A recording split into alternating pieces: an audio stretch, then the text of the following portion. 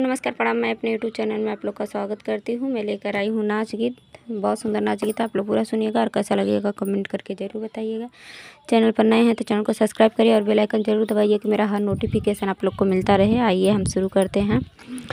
जैसे बर्फी पर की छाया वैसे सास ससुर की माया, माया जोड़ के परी हो ससुरवा में, माया जोड़ के परी हो ससुरवा में। जैसे बर्फी पर की छाया वैसे सास ससुर का माया, माया जोड़ के परी हो ससुरवा में, माया जोड़ के परी हो ससुरवा में।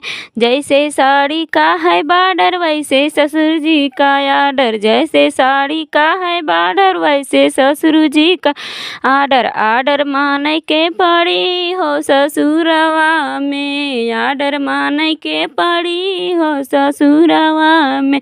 जैसे साड़ी का है बॉर्डर वैसे सास ससुर का आर्डर, आर्डर माने के पड़ी हो ससुरवा में, आर्डर माने के पड़ी हो ससुरवा में। जैसे बर्फी पर की छाया वैसे सास ससुर की माया, माया जोड़ के परी हो ससुरवा में, माया जोड़ के परी हो ससुरवा हो ससुरवा में, हो ससुरवा में, माया जोड़ के परी हो ससुरवा में।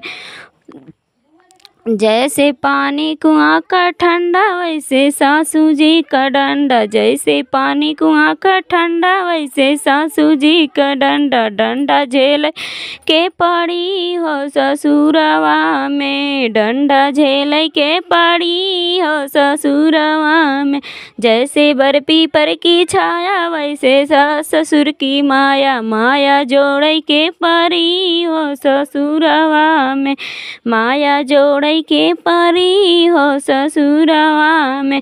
जैसे चाबियों का गुच्छा वैसे देवर जी का गुस्सा, गुस्सा झेल के परी हो ससुरवा में, गुस्सा झेल के परी हो ससुरवा में। जैसे सावन का है जैसे सावन का है बूंदा वैसे ननदी जी का नखड़ा, नखड़ा झेल के परी हो ससुरवा में, नखड़ा झेल के परी हो ससुरवा में।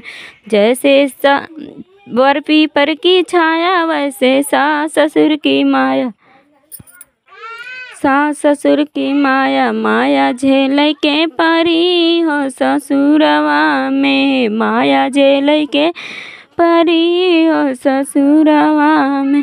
जैसे बर्फी पर की छाया वैसे सास ससुर की माया, माया झेल के परी हो ससुरवा में, माया झेल के परी हो ससुरवा में।